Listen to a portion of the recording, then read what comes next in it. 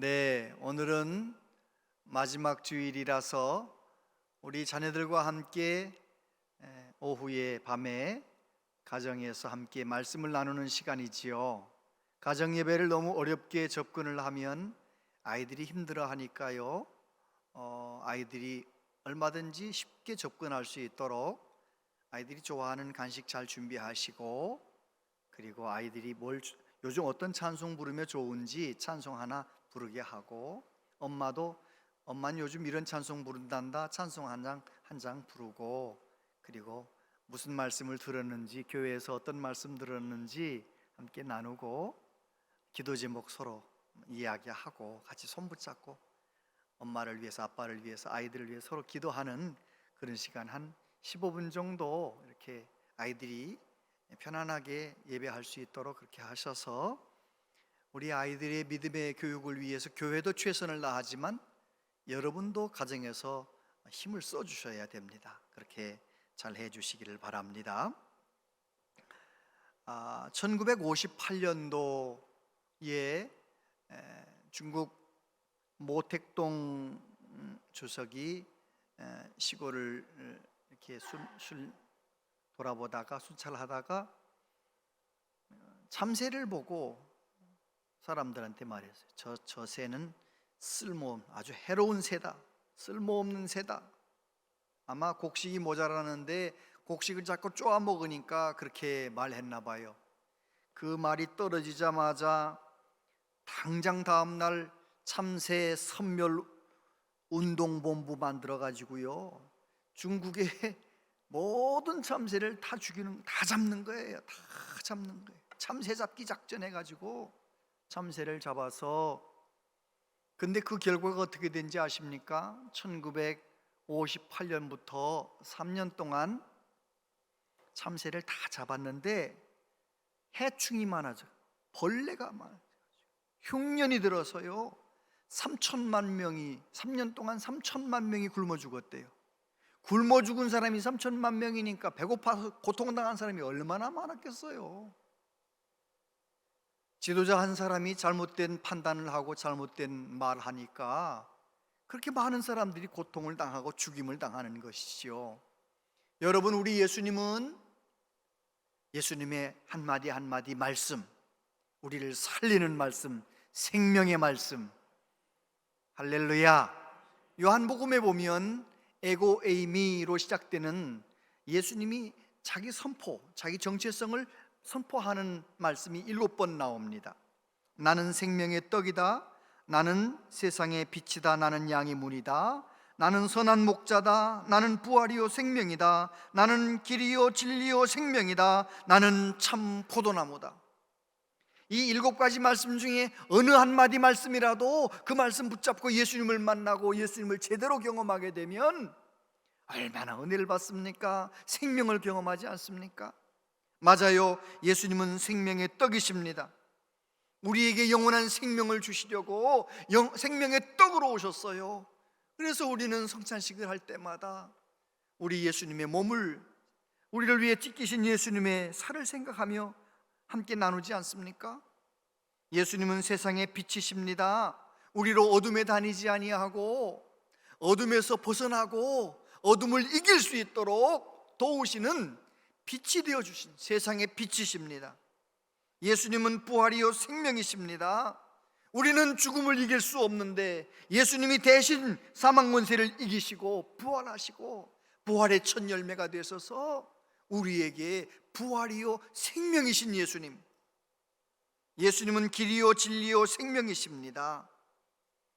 하나님께 나아갈 수 있는 길이 우리에게는 없었어요. 죄인인 우리들이 거룩하신 하나님 앞에 나갈 수 있는 길이 없었어요. 그런데 예수님께서 십자가의 죽으심으로 하나님께 나아갈 수 있는 길이 되어주셨어요.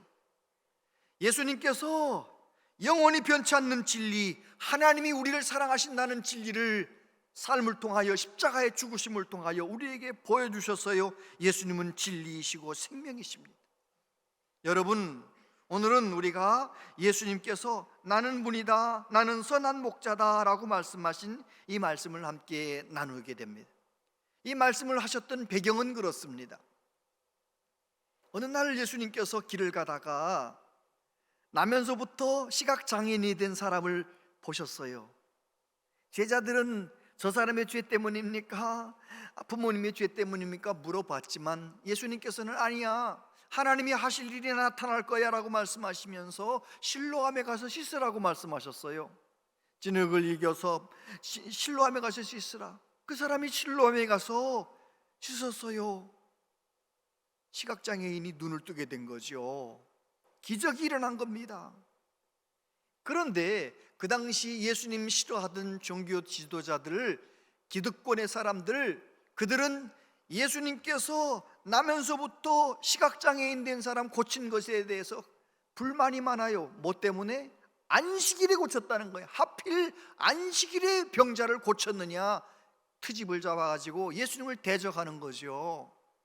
그런 상황에서 예수님께서 나는 선한 목자다, 나는 양의 문이다 라고 말씀을 하신 것입니다. 예수님께서 이렇게 말씀하시면 유대인들은 유목민의 후예들이잖아요. 가나안 땅에 들어와서 농사를 짓기는 했지만 그들은 몇천 년 동안 유목민으로 살아왔기 때문에 선한 목자다, 양의 문이다, 너무너무 잘 와서 탁 알아듣는 거예요. 우리는 농경 문화에서 살았기 때문에 봄이면 씨앗 뿌려, 여름이면 꽃이 피네, 가을이면 풍년 들어, 겨울이면 행복하네, 금방 와닿잖아요. 왜 그래? 우리 농경 문화권에 살기 때문에 씨 뿌리고 풍년 드는 얘기하면 금방 알아듣는 거예요. 그런데 예수님께서 유대인들이 잘 알아듣도록 하기 위하여 예수님이 누구시고 예수님이 앞으로 어떤 길을 걸어가실지를 말씀하시기 위하여 나는 선한 목자다라고 말씀을 하신 것입니다. 오늘 이 말씀 속에서 세 가지를 우리가 하나님 말씀을 붙들기를 원합니다. 첫 번째, 나는 양과 같은 존재입니다. 따라해 보세요. 나는 양과 같은 존재입니다. 시편 23편 1절로 3절 다 같이 읽어봅니다. 시작. 여호와는 나의 목자시니 내게 부족함이 없으리로다. 그가 나를 푸른 풀밭에 누이시며 쉴만한 물가로 인도하시는도다. 내 영혼을 소생시키시고 자기 이름을 위하여 의의 길로 인도하시는도다. 이사야서 53장 6절도 같이 읽어봅니다. 우리는 다 양 같아서 그릇 행하여 각기 제 길로 갔거늘 여호와께서는 우리 모두의 죄악을 그에게 담당시키셨도다. 아멘. 다윗이 일평생 죽을 때까지 하나님과의 관계를 건강하게 이끌어갈 수 있었던 이유가 있어요. 왕이 된 다음에도 하나님을 잘 경외할 수 있었던, 예배할 수 있었던 중요한 이유가 뭐냐면 하나님은 목자이시고 나는 뭐래요? 양이라는 거예요.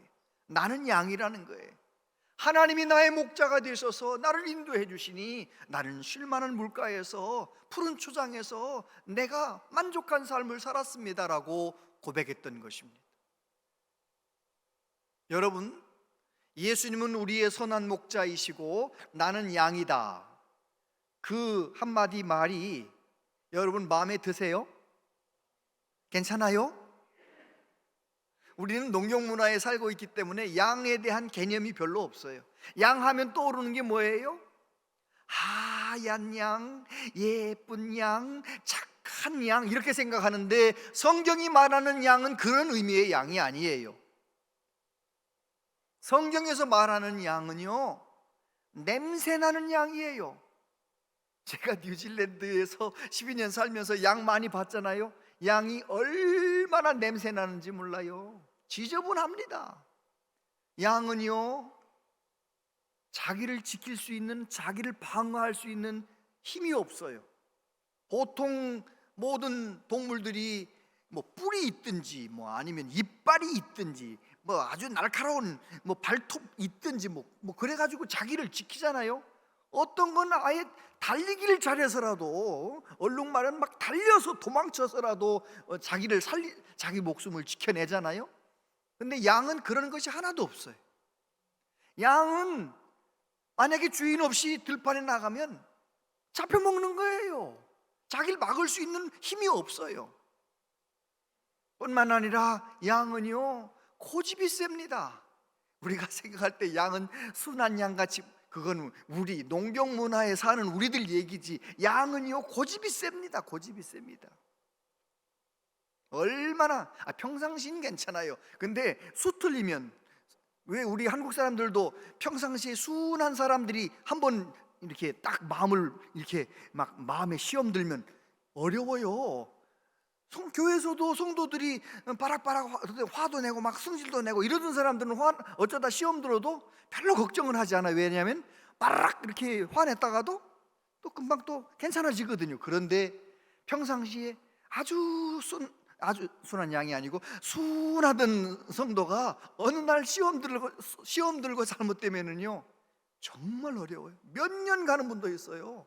정말 어려워요.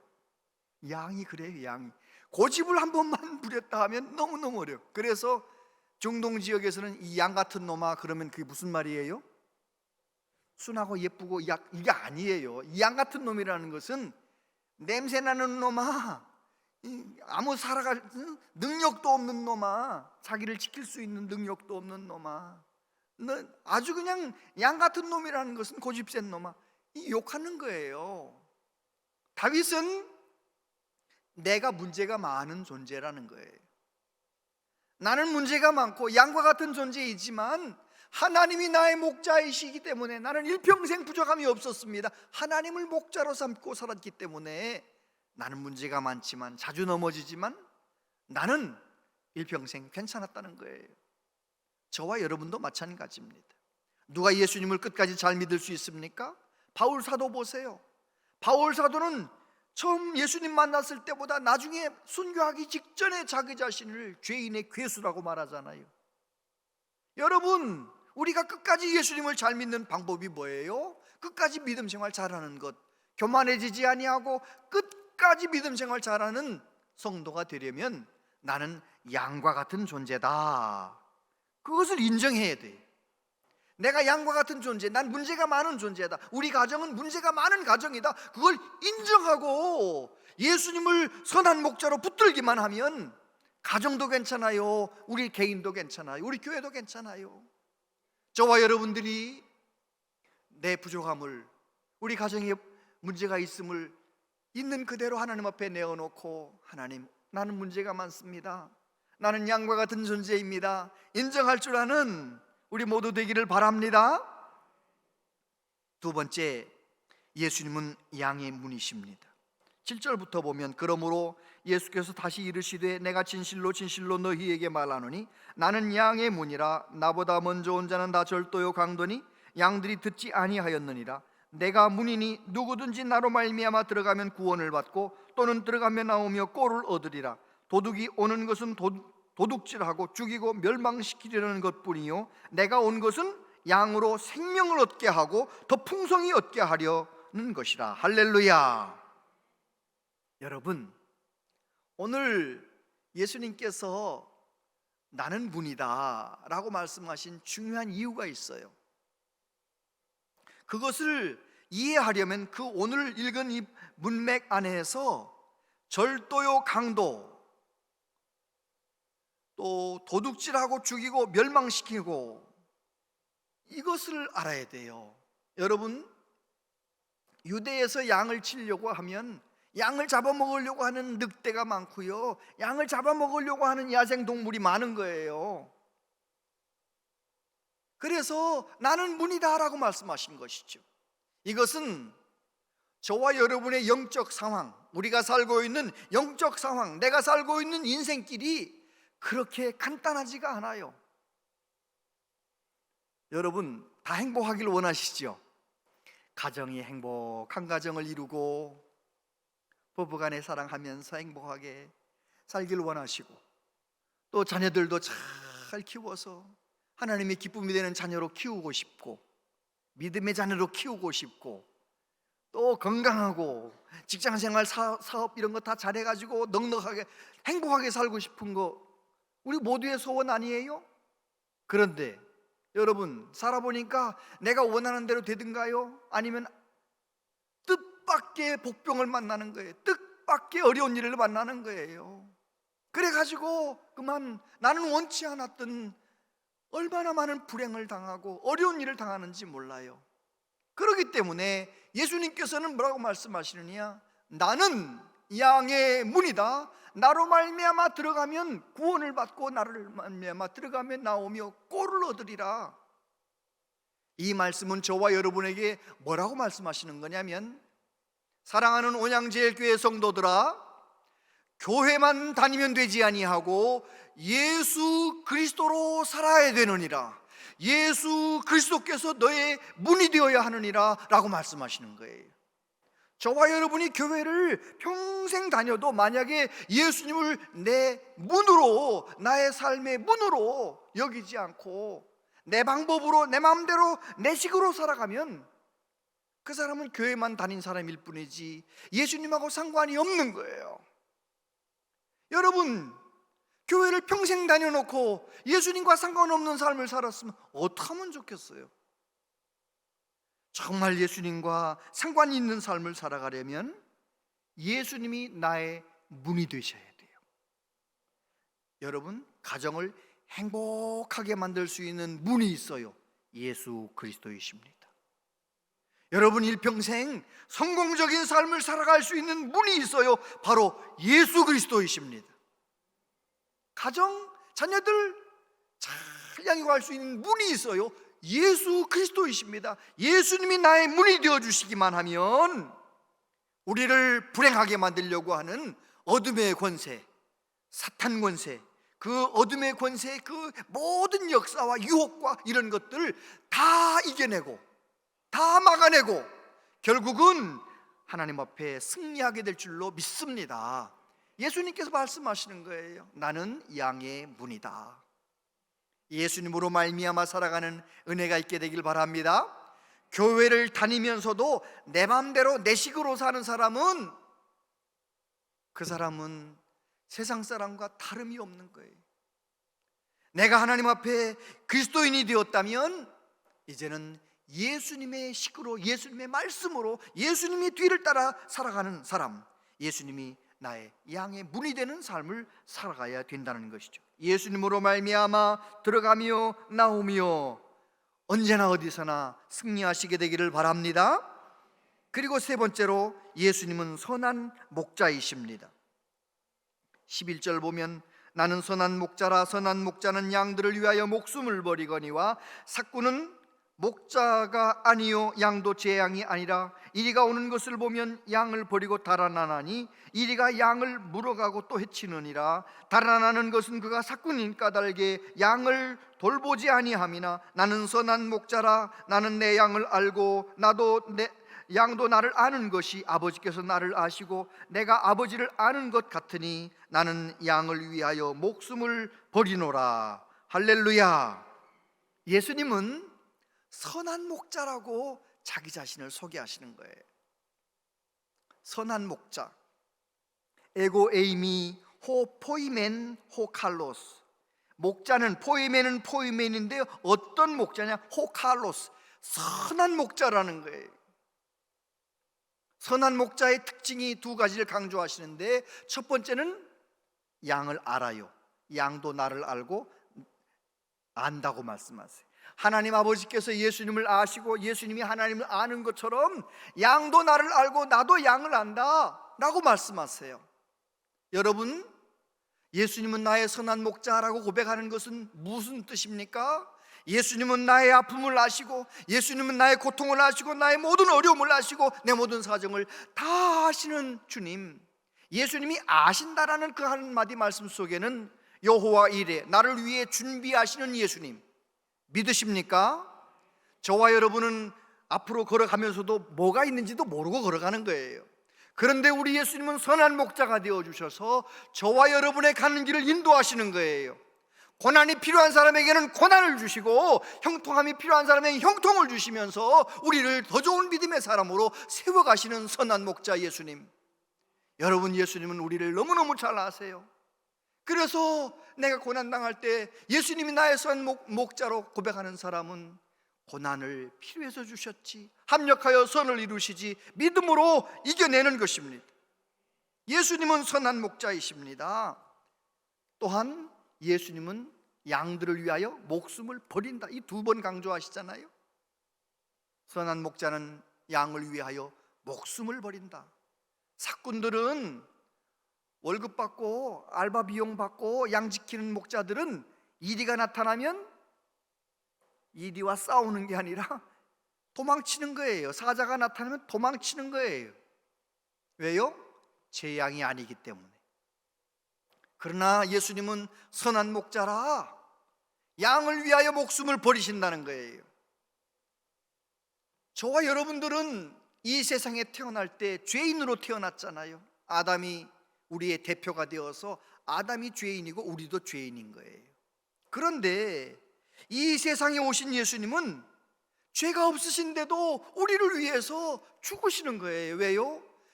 예수님이 죽으셔야만 죄 문제가 해결되고 예수님이 죽으셔야만 우리가 하나님 앞에 나갈 수 있는 길이 열리기 때문에 예수님이 죽으시는 거예요. 여러분 생각해 보세요. 사람이 양을 위해서 죽어요? 양이 사람을 위해서 죽어요? 양이 사람을 위해서 죽죠. 양이 사람을 위해서 죽는 거예요. 그렇잖아요. 구약시대에도 내가 죄를 지면 내 양들 중에 한 마리를 가지고 가서 양이 대신 내 대신 죽는 거예요. 그런데 예수님은 그렇게 하지 않으셨어요. 저와 여러분을 영원히 살리시려고 십자가에서 죽으셨어요. 십자가에서 대신 죽으셨어요. 아멘. 그래요. 우리가 예수님은 나의 목자이십니다 라고 선한 목자라고 고백하는 그 믿음은 어떤 믿음입니까? 내 힘으로는 어찌할 수 없었는데 예수님이 내 죄를 위해서 십자가에서 못 박혀 죽으셨습니다. 그렇게 고백하는 거예요. 사도 바울이 고백합니다. 로마서 5장 8절 같이 읽어봅니다. 시작. 우리가 아직 죄인 되었을 때에 그리스도께서 우리를 위하여 죽으심으로 하나님께서 우리에 대한 자기의 사랑을 확증하셨느니라. 할렐루야. 그렇습니다. 양은 문제가 많아요. 양은 연약해요. 양은 어디 가야 먹을 풀이 있는지 어디 가야 마실 물이 있는지 몰라요.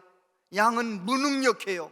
그런데 목자만 제대로 만나면 그 양은 부족함이 없어요. 풀 있는 곳에 데리고 가지요. 물 있는 곳에 데리고 가지요. 모든 들짐승을 막아주잖아요. 여러분, 우리 예수님이 저와 여러분의 선한 목자가 되어주시면 우리의 인생길 많은 힘들고 어려운 일이 있지만 우리는 부족함이 없어요. 우리 주님께서 막아주시고 우리 예수님께서 우리를 위해 예비하시고 필요한 모든 것을 넘치도록 공급해 주시고, 할렐루야. 우리 예수님 때문에 선한 목자로 삼고 살면 예수님 때문에 부족함이 없는 것입니다. 여기서 예배하는 어르신들, 또 우리 중년 어른들, 우리들은 이제 아마 믿음 생활하는 것이 몸에 익숙하고 주님 앞에 나와 예배하는 것이 마음이 좋고 우리는 괜찮아요. 선한 목자로 예수님 믿으며 살아갈 수 있어요. 근데 문제가 뭐냐면 우리 자녀들이에요. 여러분 중에 내 자녀 2명인데 내 자녀 3명인데 내 자녀는, 그리고 손주들은 내가 죽고 이 세상을 떠나 천국 가더라도 내 자녀들은 예수님 잘 믿고 선한 목자이신 예수님 따라서 믿음 생활 잘하는 그리스도인이 될 것입니다, 확신합니다, 이렇게 말할 수 있는 분이 얼마나 되세요? 이것이 우리의 문제입니다. 우리는 힘든 세상 예수님 의지해서 여기까지 견디면서 이기면서 왔는데 우리의 자녀들은 고등학교 졸업하면 교회를 졸업한다니까요. 이게 문제인 겁니다. 우리 성도님들 가정에도 고등학교 졸업하고 교회 졸업한 아이들이 얼마나 많은지 몰라요. 우리 교회가 이 문제를 해결하기 위하여 지난 주일 우리 장로님들과 함께 414 생활관 잘 운영하는 교회 목사님, 사모님 모셔서 우리 방과후 학교를 어떻게 할 것인가, 그 방과후 학교는 애들 공부하는 건 두 번째, 세 번째고 제일 먼저가 믿음 생활 잘하는 그리스도인 되게 만들자.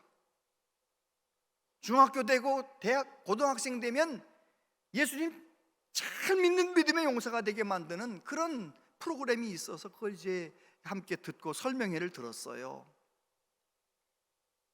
그런데 사모님께서 그런 충격적인 이야기를 하시더라고요.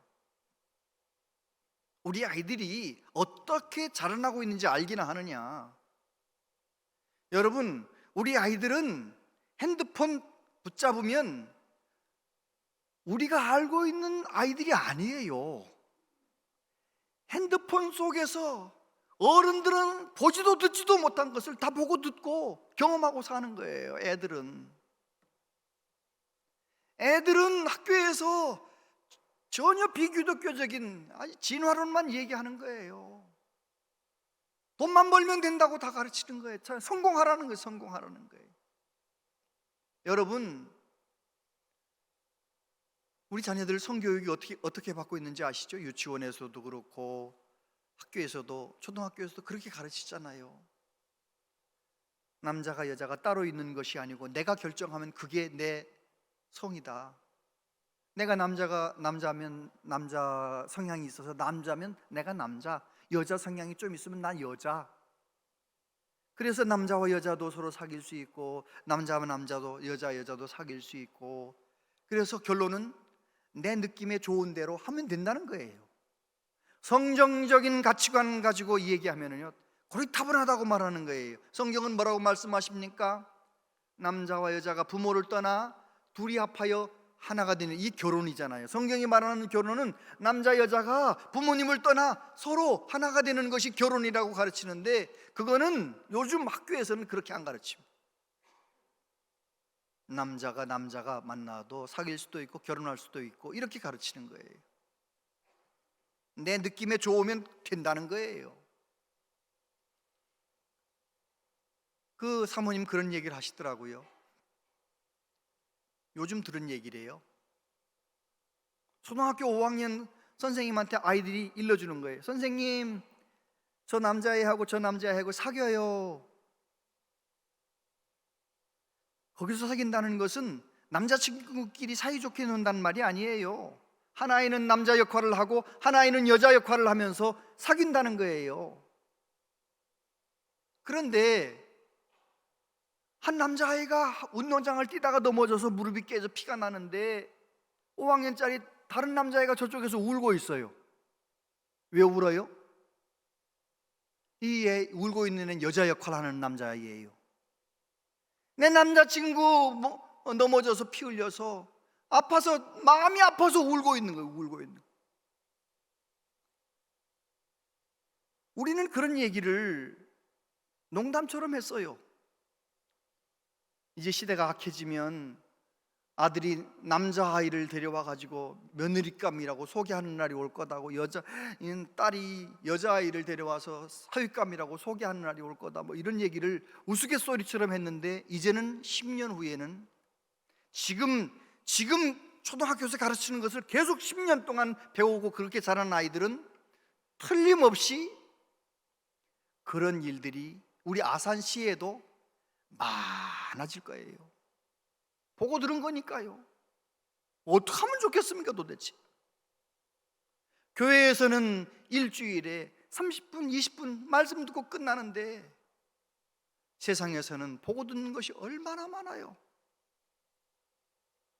그래서 우리 교회가 정말 어떻게 하면 이 아이들을 일평생 예수님 잘 믿는 그리스도인이 되게 만들까?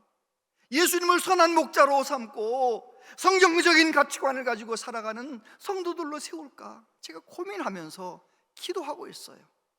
여러분도 기도해 주시기를 바랍니다. 공부 잘해서 서울대학 가는 거, 그건 별 관심이 없어요. 사실은 저는 아이들이 예수님만 잘 믿으면, 하나님만 경외하는 아이가 되면 그 아이는 공부를 잘하면 잘한 대로, 공부를 좀 모자라면 모자란 대로 하나님 영광 위에 살아가게 될 것인데, 할렐루야. 제가 아이가 셋인데 우리 첫째와 둘째는 그래도 주님을 인격적으로 만난 것 같아서 별 걱정은 하지 않는데 이 막내 아이가 얼마나 좀 걱정이에요. 제가 한 5년 전인가 뉴질랜드에 가가지고 둘이서 운전하고 이렇게 가는데 기회는 이때다. 제가 분위기를 잡고 말했죠. 상현아, 아빠는 우리 상현이가 건강한 거 원치 않아. 그랬더니 얘가 눈이 동그래지더라고요. 아빠는 네가 부자 된 돈 많아지는 것도 원치 않아. 아빠는 너가 행복하게 사는 것도 원치 않아. 내가 심각하지요.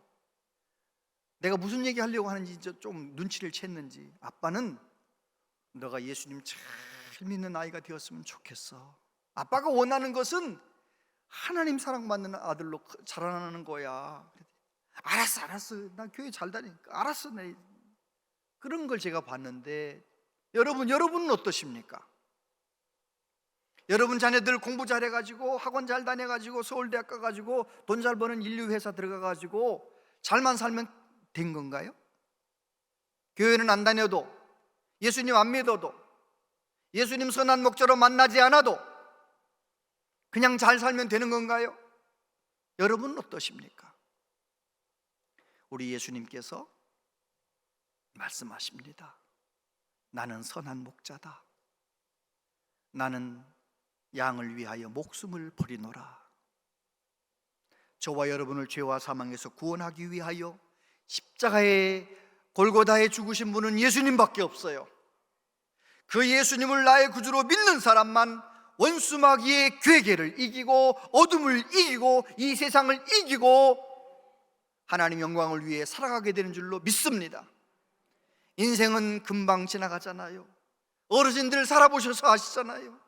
인생은 금방 지나가는 것입니다. 진짜 중요한 인생은 우리의 인생 끝난 다음 그때 영원한 하나님 나라가 있지 않습니까?